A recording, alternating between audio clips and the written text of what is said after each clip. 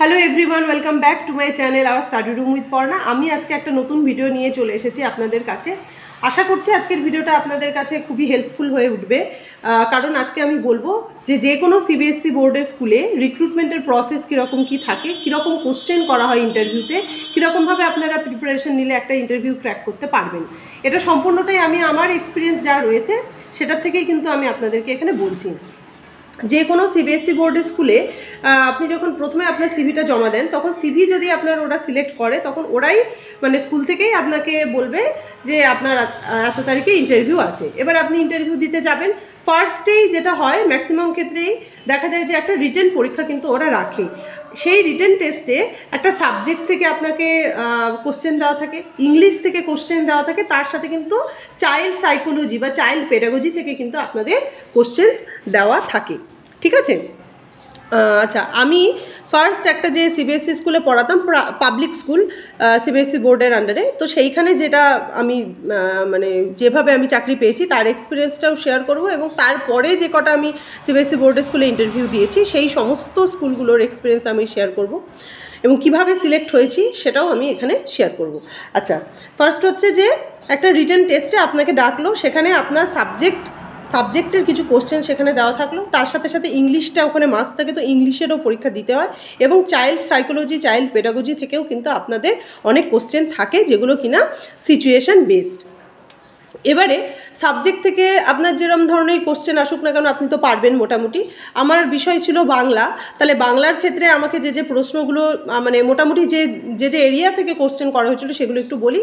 আপনারা সবাই জানেন বাংলা নিয়ে যারা পড়েছেন, ব্যাকরণ থেকে তো থাকবেই, তো ব্যাকরণ থেকে প্রশ্ন ছিল, বোধ পরীক্ষণ ছিল, আচ্ছা কিছু সাহিত্যের ইতিহাস থেকে প্রশ্ন ছিল, কিছু ওপেন এন্ডেড কোশ্চেন মানে কিছু রচনাধর্মী প্রশ্ন ছিল, হ্যাঁ এইগুলো ছিল বাংলার ক্ষেত্রে। তার সাথে ইংলিশের কিছু কোশ্চেন্স ছিল।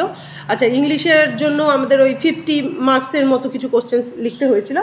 আচ্ছা, তারপরে চাইল্ড পেডাগজি থেকে কিন্তু সিচুয়েশান বেসড কিছু কোশ্চেন ছিল। সিচুয়েশান বেসড মানে কেমন?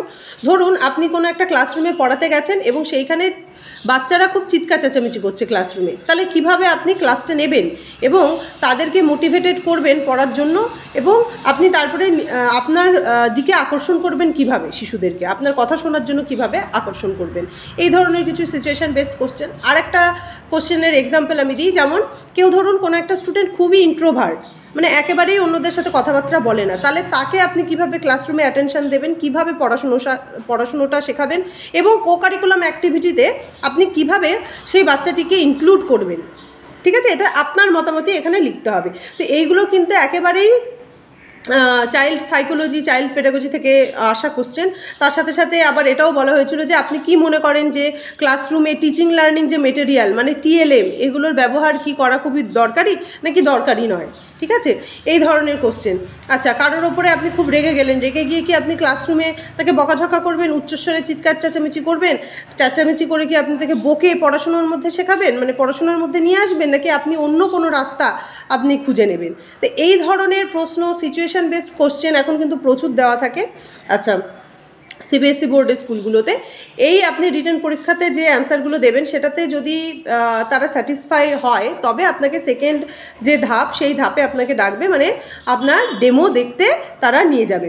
এবার ডেমোতে কিন্তু ওখানে সাথে সাথে বলে দেওয়া হয় যে এই ক্লাস আর এই ক্লাসের বই হলো এটা, আপনি যে কোনো একটা টপিক এখান থেকে চুজ করুন, বা তারা হয়তো কোনো সময় বলে দেয় যে আপনি এই টপিকের ওপরেই ডেমো দেবেন, এবং সেটাতেই আপনাকে কিছুক্ষণ সময় দেওয়া হবে দেখে নেওয়ার জন্য। হ্যাঁ, তো সেটাতেই আপনাকে কিন্তু ডেমোটা দিতে হবে। আচ্ছা, ডেমো দেওয়ার পরে হয় ভাইভাতে গিয়ে কিছু আপনার পার্সোনাল এক্সপিরিয়েন্সের কিছু কোশ্চেন ওরা সেখানে করে। যেমন ফার্স্টেই একটা থাকে যে আপনি নিজের সম্পর্কে কিছু বলুন। এবারে নিজের সম্পর্কে আপনি কিছু বললেন, তারপরে যেটা থাকে যে আপনার কতদিনের এক্সপিরিয়েন্স আছে, এইগুলো ওরা জিজ্ঞাসা করে। সাথে সাথে যেটা একটাও মানে খুব সত্যি কথা, এবং এই প্রশ্নটা থাকেই যে what is your expected salary. ঠিক আছে? তো এইটা থাকে, আপনি আপনার স্যালারির এক্সপেকটেশন কতটা রাখছেন সেইটা কিন্তু আপনাকে জিজ্ঞাসা করা হয়, এবং আপনি যা বলবেন সেটার ওপরেই কিন্তু অনেকটাই তারা তারপরে ডিসিশানটা নেয়। কিছু কিছু ক্ষেত্রে হয়তো নেগোশিয়েট করে, কিছু কিছু ক্ষেত্রে হয়তো করে না, তাদের কতটা স্যালারি তারা দিতে পারবে সেটা আপনাকে জানিয়ে দেবে। তো এই হচ্ছে মোরাললেস প্রসেস। কিন্তু আমার যেটা মনে হয়েছে পার্সোনাল এক্সপিরিয়েন্স যেটা এখানে, যে চাইল্ড পেডাগজির উপরে কিন্তু এরা খুব জোর দেয়, সিবিএসসি বোর্ড বিশেষ করে, কারণ child centric education and child pedagogy এখনকার দিনে খুবই গুরুত্বপূর্ণ। কারণ আপনি একটা স্টুডেন্টের সাইকোলজি বুঝেই পড়াবেন, তাই না? বকাঝকা করে পড়াতে পারবেন না, আবার আপনি রেগে গেলে পরেও তাদের উপরে চিৎকার করে পড়াতে পারবেন না।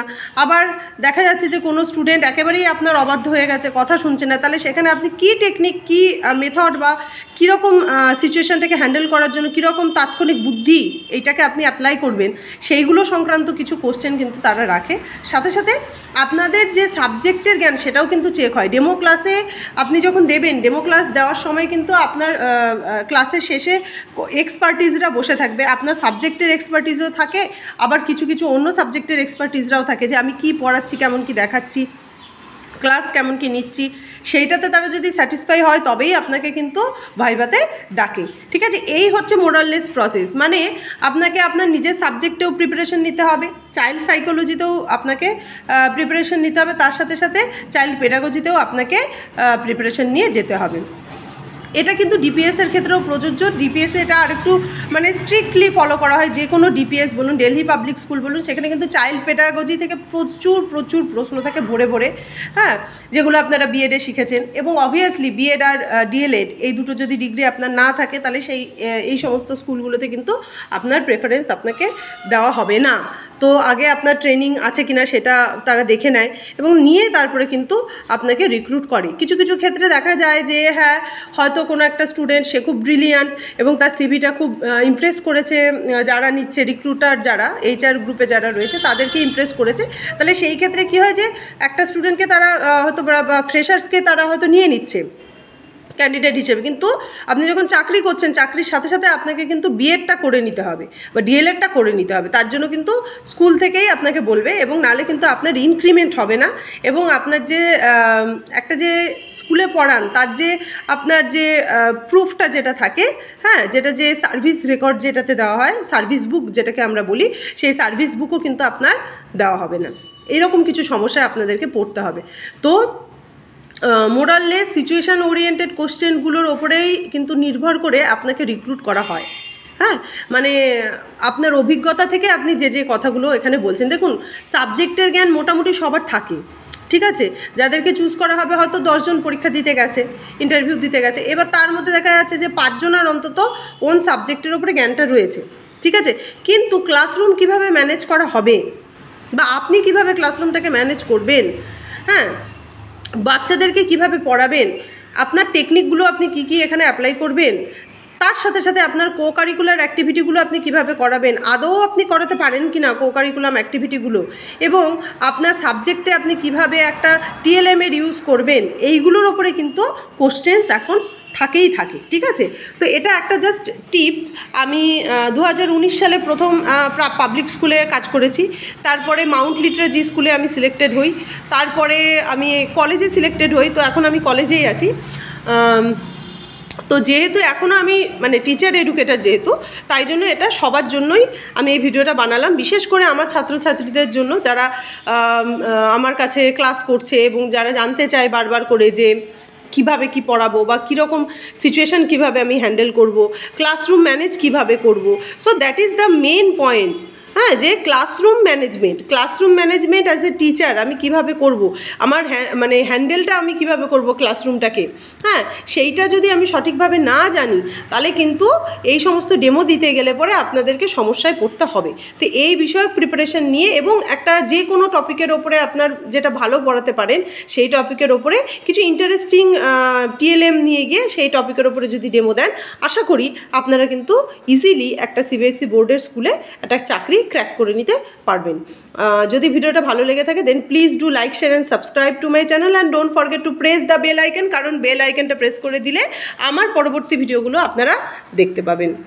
আর যদি আপনাদের মনে হয় যে এই ভিডিওটার মাধ্যমে আমি কোনো সাহায্য করতে পেরেছি, তাহলে অবশ্যই আপনারা কিন্তু কমেন্ট করবেন এবং আমি পরের ভিডিওগুলো এই সমস্ত টপিকের ওপরেই বানানোর চেষ্টা করব। Thank you.